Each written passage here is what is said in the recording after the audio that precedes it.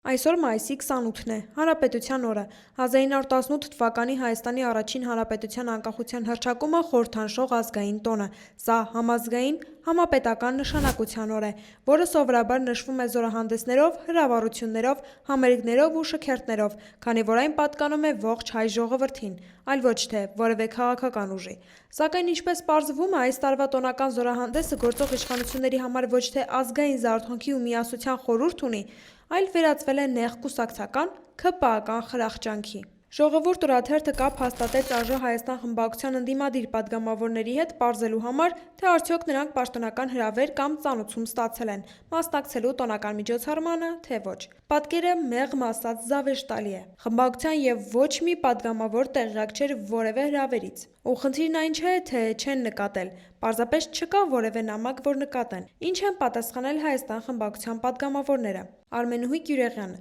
ասաց, որ տեղյակ չէ։ Աննա Գրիգորյանը չգիտեր։ Կարնիկ Դանելյան տեղյակ չէ եւ դեռ չի էլ ստուգել էլեկտրոնային փոստը։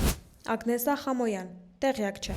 Գեղամ Մանուկյան ասաց, որ չգիտեմ։ Չի էլ գա, ԱԺ-ից մեզ ոչինչ չեն հայտնել, աչքս ջուր չէր կտրել։ Քրիստինե Վարդանյանը տեղյակ չէր։ Պատիվ ունեմ խմբակցությունից Թագուհի Թովմասյանը տեղեկացրեց, որ ինքը անհատական հրավեր չի ստացել որևէ գերատեսչությունից, սակայն տեղյակ է, որ խմբակցությանը մի տեղեկատվական շրջաբերական է ուղարկվել միջոցառման մասին։ Սա հրավեր չէ, պատշաճ վերաբերմունք չէ։ Հանրապետության օրը բոլորինն է, ուստի պետք է հրավեր լինի կառավարության կողմից բոլորին, անկախ քաղաքական համայնքներից։ Հանրապետությունը ՔՊ-ն չէ։ Համեմատության համար նշենք, որ նախկին կոռուպացված, բռնարար, ոչ ժողովրդավար իշխանությունների օրոք ցանկացած պետական ու ազգային միջոցառման համար հրավերներ ուղարկվում էին պատշաճ ու բարձր մակարդակով, չնայելով մարդը ունի ընդդիմադիր հայացքներ, թե իշխանական։ Անգամ շատ դեպքերում արտախորհրդանական ընդդիմությունն էր ազգային պետական տոներին հրավիրվում։ Նկատենք, որ 2021 թվականից ընդդիմությունը չունի կառավարման լծակներ, ինչը աննախադեպ բան է հայրենի խորհրդարանի պատմության մեջ։